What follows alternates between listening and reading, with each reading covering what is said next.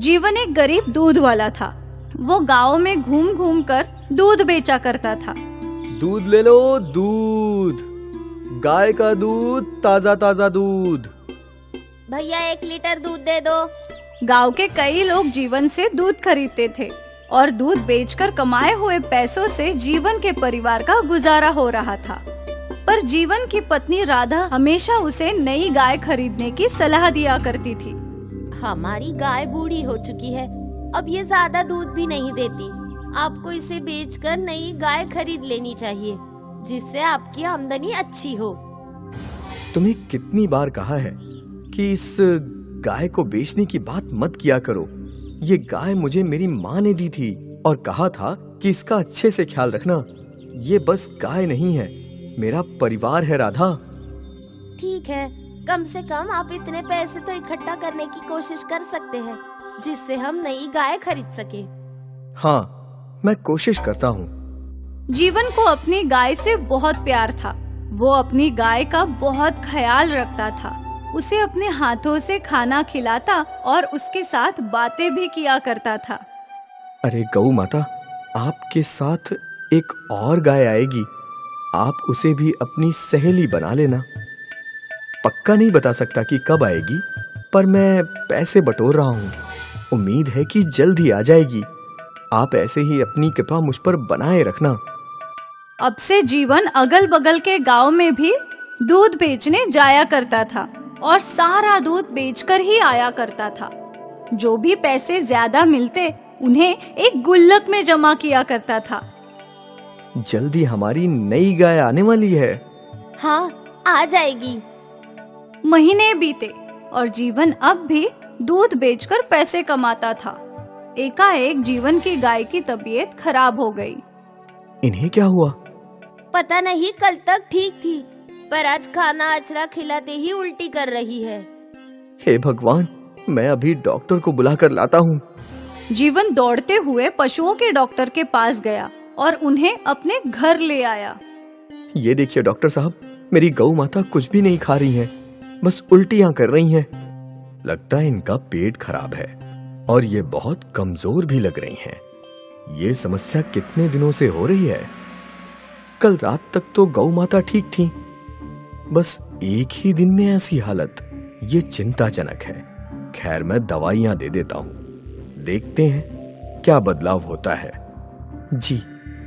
Doctor ने गाय को injection लगाया और कुछ बड़ी बड़ी गोलियां गौमाता के मुंह में डाली। मेरी गौ माता कब तक ठीक हो जाएंगी डॉक्टर? कुछ कह नहीं सकते। गाय की उम्र हो गई है, अगर दवाइयों ने सही असर किया तो जल्द ही ठीक हो जाएंगी।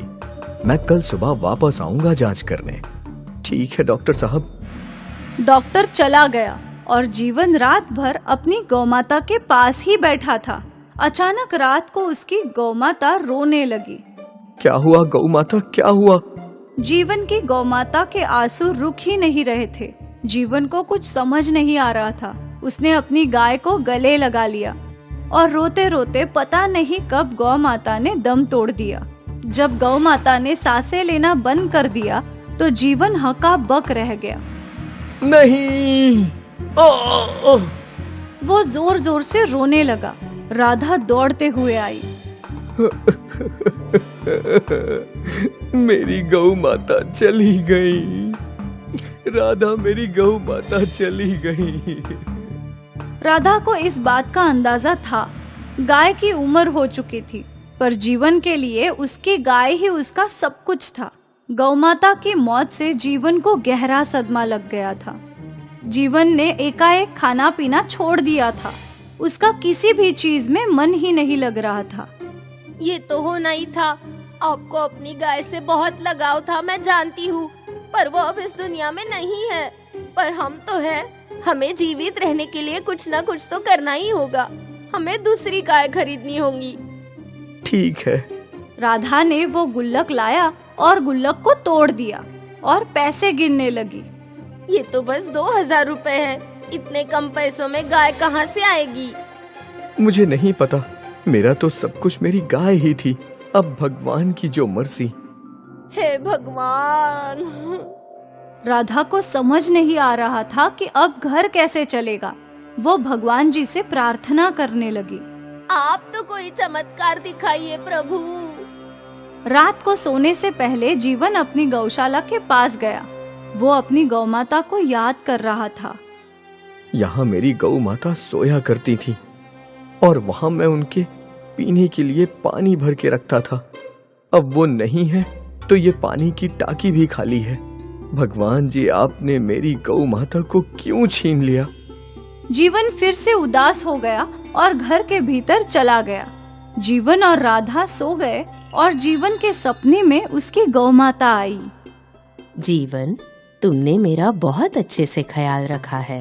अब मैं नहीं हूँ, पर फिर भी जिंदगी भर तुम्हें दूध की कमी नहीं होगी। जीवन का सपना खत्म कि अचानक बरसात शुरू हो गई। बरसात की आवाज से राधा की आँख खुल गई। इस मौसम में बरसात? राधा ने खिड़की से झांका तो बाहर बरसात हो रही थी, पर ये बरसात कुछ अलग थी। पानी का रंग सफेद था। ये ऐसी कैसी बरसात?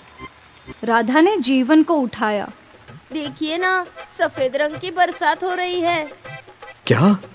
जीवन ने भी खिड़की से झांका तो वो दंग रह गया।